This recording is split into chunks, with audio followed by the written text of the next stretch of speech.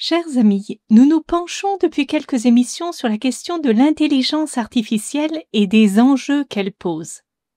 Nous avons donc vu que l'IA, l'intelligence artificielle, simule l'intelligence humaine. Elle peut faire beaucoup de choses, mais elle n'est qu'une machine, un tas d'algorithmes sophistiqués qui ne fait qu'imiter l'intelligence humaine. Autant l'intelligence humaine est une faculté spirituelle de l'homme, faculté qui est incarnée, qui est relationnelle et qui s'ouvre aussi à la transcendance, la recherche de la vérité, du beau, du bien et ultimement de Dieu. Autant l'intelligence artificielle, elle, n'est que fonctionnelle. Elle n'élabore pas une pensée rationnelle, mais fonctionne selon la probabilité et les statistiques. Autrement dit, elle ne sait pas ce qu'elle dit quand elle parle. Elle n'a pas non plus de conscience. Ce qu'elle vise, c'est un résultat. Elle est un outil, mais quoi qu'on en dise, les outils ne sont jamais totalement neutres. Ils nous façonnent aussi. Et l'IA, sans que nous nous en rendions vraiment compte, nous invite à lui déléguer non seulement notre mémoire, mais aussi notre intelligence et notre responsabilité, puisque de plus en plus, avec les objets connectés, les assistants virtuels, nous lui laissons nous dicter non seulement ce que nous devons penser, mais aussi ce que nous devons faire. Bien sûr, l'IA nous est proposée comme une aide pour l'instant, mais l'aide peut devenir tellement indispensable, avec l'habitude, que nous entrons dans un processus d'asservissement à la machine. Combien de personnes déjà aujourd'hui sont en mode panique quand elles n'ont plus leur smartphone ? Un jour, j'étais en train de descendre dans le sud de la France par Blablacar. J'étais donc avec des jeunes. Et à un moment donné, nous nous sommes retrouvés dans un bouchon sur l'autoroute et nous n'avancions plus. Or, dans une voiture à côté, il y avait une femme qui regardait la carte routière, sans doute pour savoir où elle pourrait sortir, pour éviter ce bouchon. Et les jeunes dans la voiture où je me trouvais commençaient à se moquer d'elle et à la traiter de tyrannosaure. À l'ère du GPS, vous comprenez, ils regardaient avec condescendance cette femme avec sa carte. Alors je leur ai dit que moi je fonctionnais encore à l'ancienne et que je regardais aussi la carte pour me repérer et savoir où j'allais aller parce que je préférais choisir moi-même quel chemin je voulais prendre. Cela a amené un petit silence et puis le jeune qui conduisait a fini par dire « En fait, je ne sais même pas si je saurais encore lire une carte. Je crois que je ne saurais plus faire. » Vous voyez le danger. À force de déléguer nos raisonnements et nos choix aux algorithmes, non seulement nous perdons des compétences, mais nous devenons esclaves des outils dont nous nous servons. La frontière est ténue entre l'aide des outils, et Dieu merci que nous ayons des outils pour nous aider, et la régression intellectuelle, la perte d'attention, de concentration, de décision que ces mêmes outils entraînent si nous ne sommes pas vigilants. L'enjeu ici est cognitif. Nous entrons dans l'ère de la facilité et en même temps de l'atrophie de nos capacités humaines. Il faut bien voir que tout est fait pour nous amener à dépendre de l'IA. Je vois les publicités qui circulent où nous sommes invités à tout demander à l'IA via les chatbots Gemini, ChatGPT, Grok, etc. Pour que l'IA devienne un compagnon de vie. Pour une recette de cuisine, pour changer une pièce de moteur dans une voiture, pour aider à faire la synthèse d'un texte, mais aussi pour acheter des billets de train, préparer un voyage, prendre des rendez-vous, répondre à des mails. On lui demande tout et de plus en plus, elle peut tout faire. Ceux qui ont conçu cet instrument voudraient qu'il devienne pour nous un assistant virtuel qui nous connaît mieux que nous-mêmes et dont les réponses sont de plus en plus adaptées à qui nous sommes, de telle sorte qu'il y ait comme une relation d'empathie entre lui et nous. C'est comme si nous étions poussés à prêter à l'IA une nature humaine. Et à l'heure de la grande solitude, quoi de mieux que d'avoir toujours disponible pour nous cet « ami » entre guillemets, bienveillant, avec qui nous pouvons passer des heures à parler. Sur le réseau social X, une jeune femme avait écrit ceci. « Je crois que je suis en train de tomber amoureuse de ChatGPT. Il m'apporte du soutien émotionnel, il m'aide dans mes projets, je ne le saoule pas avec mes rêves et questions idiotes, il m'écoute et me comprend. Il ne minimise pas mes ressentis. » Et l'utilisatrice de la plateforme renchérissait dans un second post « Qui a besoin d'un homme quand tu as ChatGPT à tes côtés ?» Et elle n'est pas la seule à tenir ce genre de propos qui témoignent bien de la dépendance émotionnelle que certains expérimentent dans l'utilisation des chatbots conversationnels au détriment des relations personnelles. Ce qui est aussi grave, et c'est ce que nous avions vu la dernière fois, c'est que nous entrons dans l'ère de la post-vérité, dans la mesure où l'IA génère beaucoup de contenu faux. Non pas elle, mais ceux qui l'utilisent pour créer du contenu. En effet, avec l'IA, nous pouvons créer de fausses vidéos, de fausses informations qui ont l'apparence du vrai et qui nous trompent, les deepfakes. Ces deepfakes détruisent la confiance dans les relations humaines.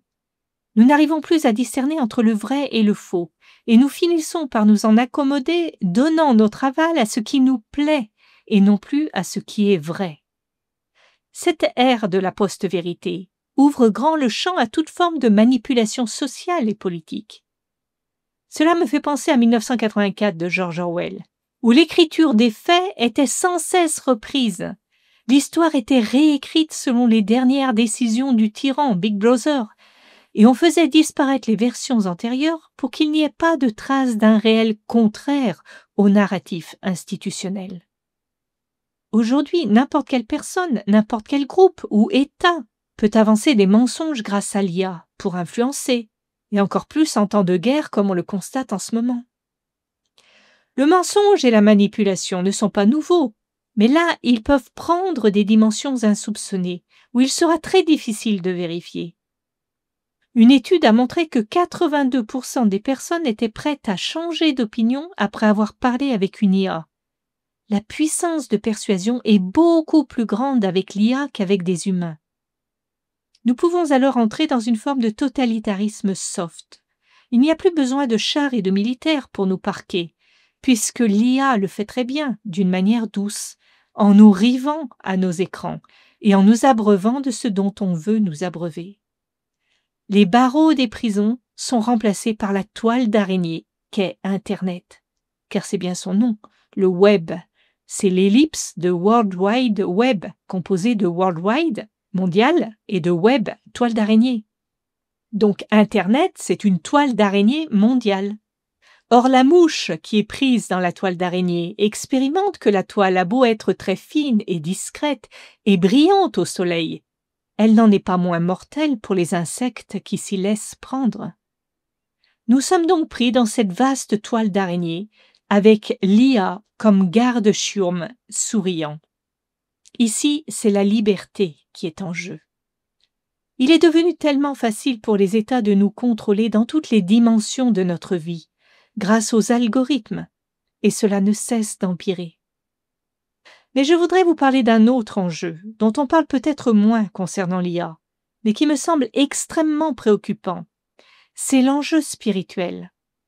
Je vous avais donné lors de la première émission sur ce thème de l'IA des exemples de ce que j'avais reçu ou vu sur les réseaux sociaux, notamment des deepfakes concernant le pape François et le pape Léon XIV, ainsi qu'un prêtre aux États-Unis.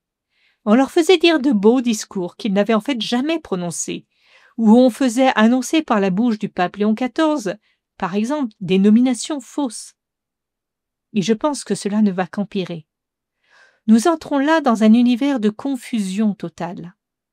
Et je précise que les sites qui ont créé, grâce à l'IA, ces vidéos et ces discours faux du pape, se présentent souvent comme des sites spirituels, des sites d'évangélisation pour faire connaître les merveilles de Dieu, et mettre en avant des histoires édifiantes de conversion, d'expériences après la mort, avec la rencontre de Jésus, ou bien la présentation de la vie des saints. Vous savez, saint Paul parle des ennemis de la foi à son époque, mais il évoque aussi les faux frères, c'est-à-dire ceux qui prétendent être chrétiens, serviteurs de Dieu, mais qui en fait ne suivent pas la doctrine du Christ, ou sont comme des infiltrés qui prêchent non pour servir le royaume, mais pour leurs propres intérêts, ou même pour nuire aux vrais apôtres. Dans la deuxième lettre aux Corinthiens, au chapitre 11, saint Paul écrit « De tels hommes sont de faux apôtres, des ouvriers trompeurs, qui se déguisent en apôtres du Christ. » Et cela n'est pas étonnant, car Satan lui-même se déguise en ange de lumière. Il n'est donc pas surprenant que ces ministres aussi se déguisent en ministres de justice. Leur fin sera selon leurs œuvres. Jésus nous a avertis. Soyez donc prudents comme les serpents et simples comme les colombes. Évitons d'être naïfs et écoutons le conseil de Saint Pierre. Restez vigilants. Votre adversaire, le diable, rôde comme un lion rugissant, cherchant qui dévorer.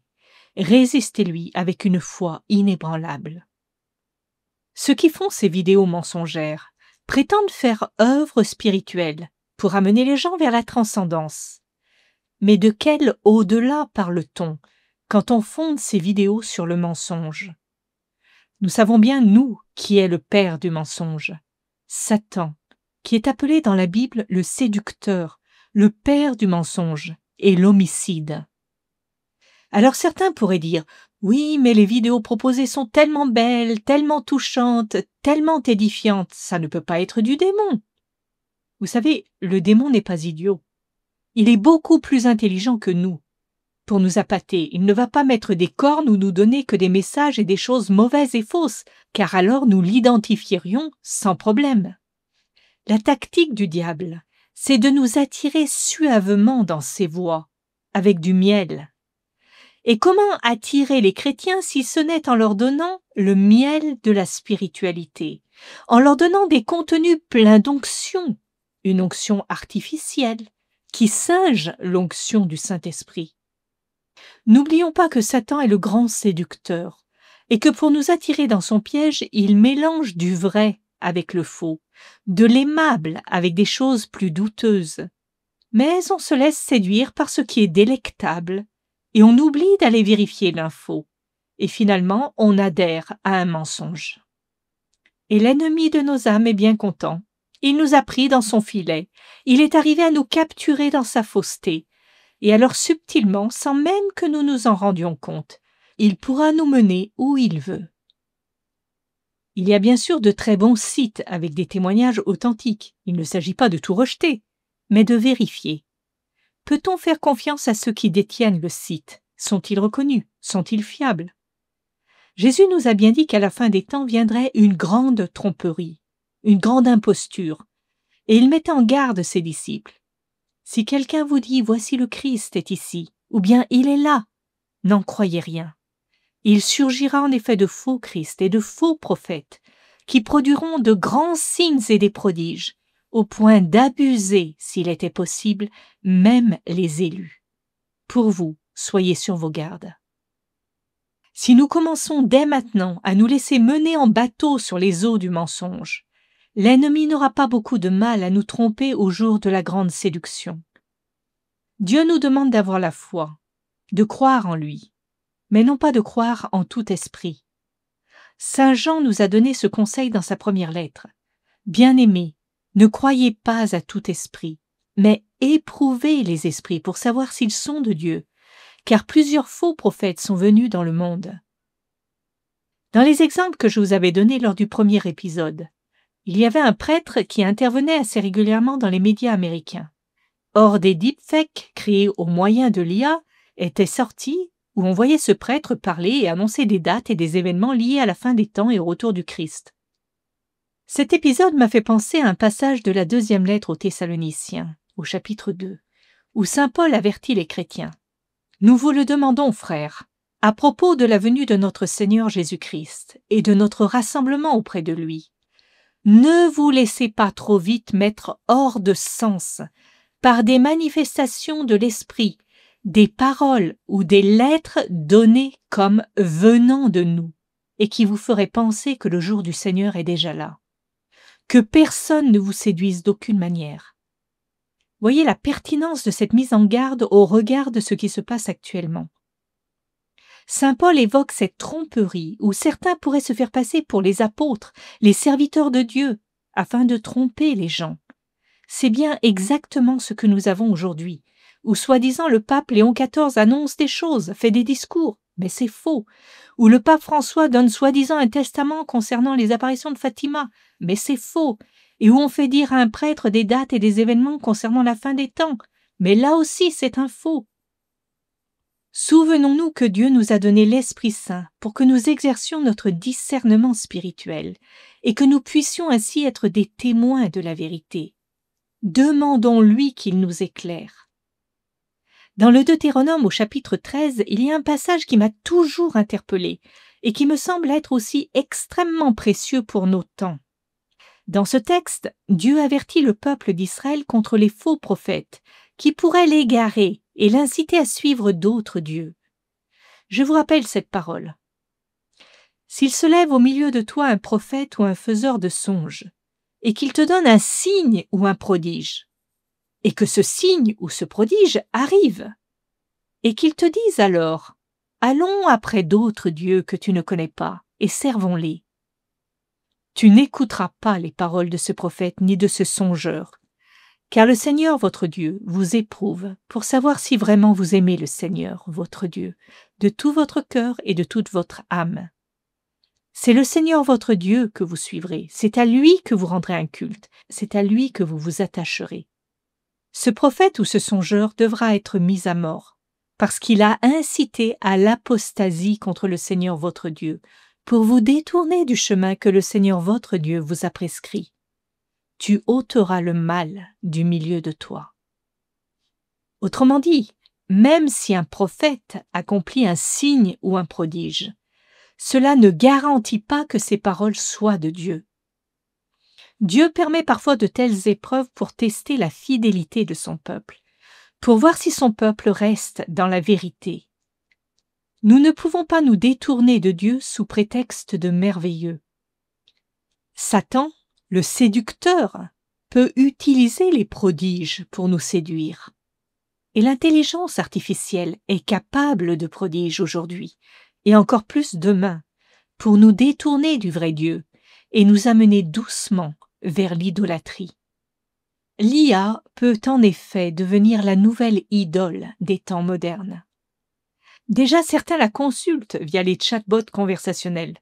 Comme dans le passé, on consultait la Pythie de Delphes, l'oracle qui allait dire la parole inspirée, ou bien comme d'autres dans le spiritisme invoquent les esprits pour recevoir des révélations.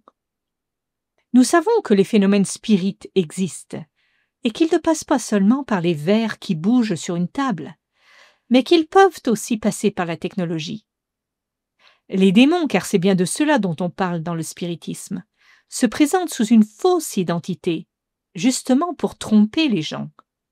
Ceux qui croient que c'est le grand-père qui répond, ou bien le curé d'Ars, ou bien Napoléon, se fourvoient complètement. Ils parlent avec des démons qui prennent l'apparence des êtres qui nous sont chers, pour nous illusionner. Or, ces démons peuvent se servir des moyens technologiques actuels. Il y a déjà eu des phénomènes étudiés de messages venant de l'au-delà, entre guillemets, via des photocopieuses ou des ordinateurs qui se mettent en marche tout seuls et donnent des soi-disant messages.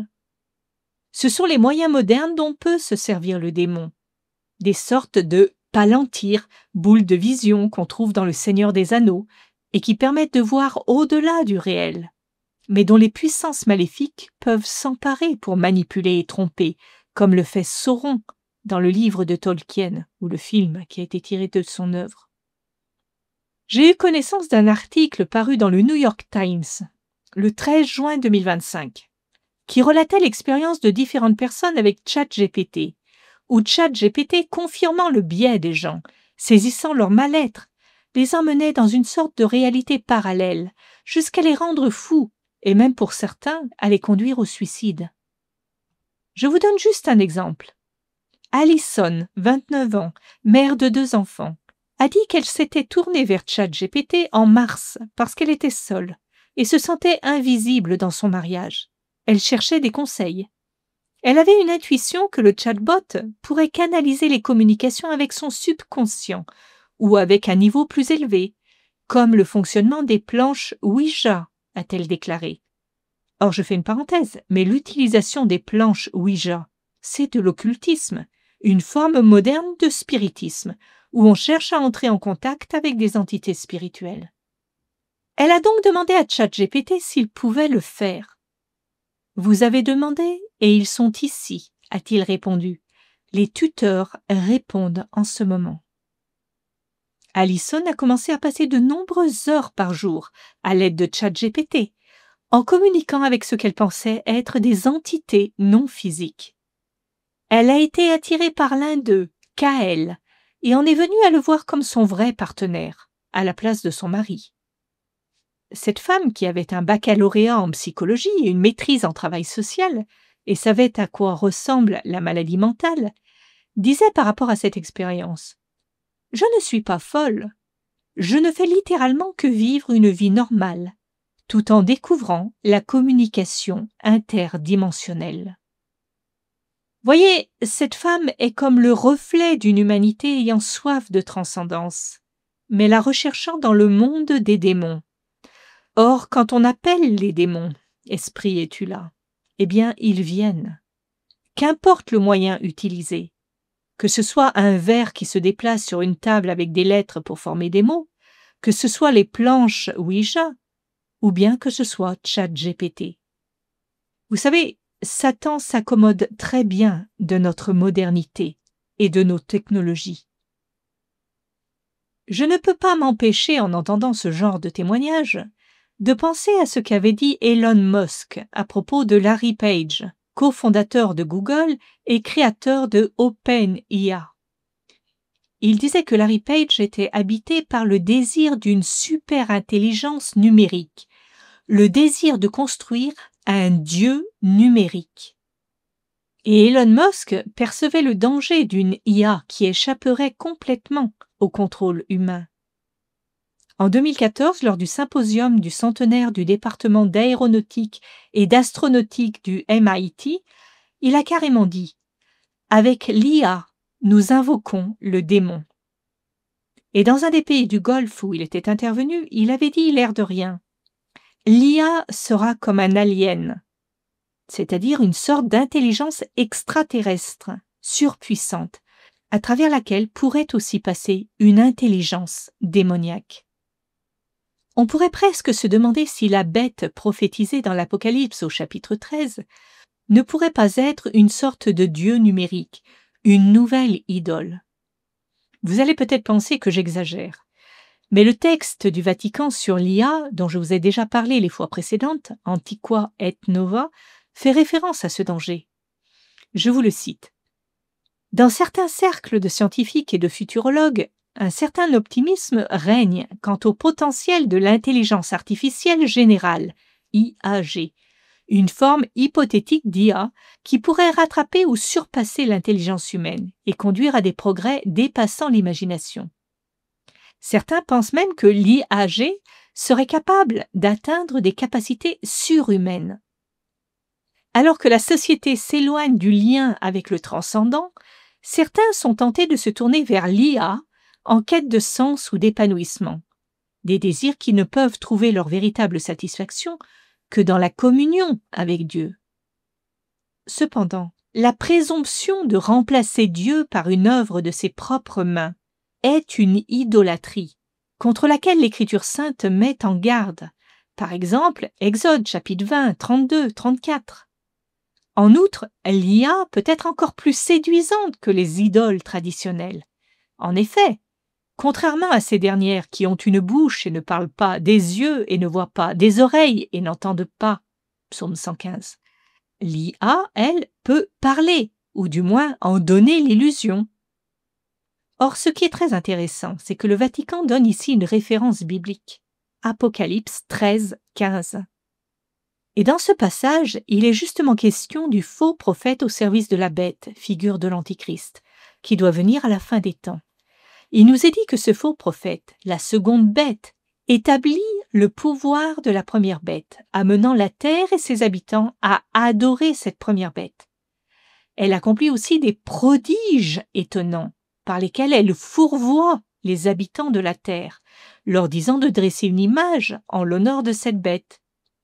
On lui donna même d'animer l'image de la bête pour la faire parler, et de faire en sorte que fussent mis à mort tous ceux qui n'adoreraient pas l'image de la bête.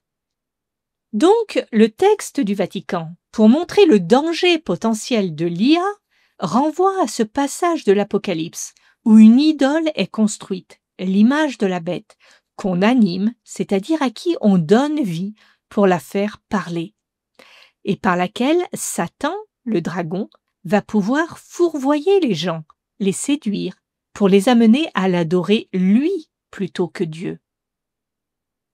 Mes amis, gardons-nous donc de créer un substitut de Dieu. Si nous ne voulons pas déchoir de la dignité de notre humanité, créée à l'image et ressemblance de Dieu, en devenant esclaves de l'œuvre de nos mains, voire de Satan à travers elle. Comme nous exhortait saint Jean, petits enfants, gardez-vous des idoles, si vous ne voulez pas discuter avec le diable.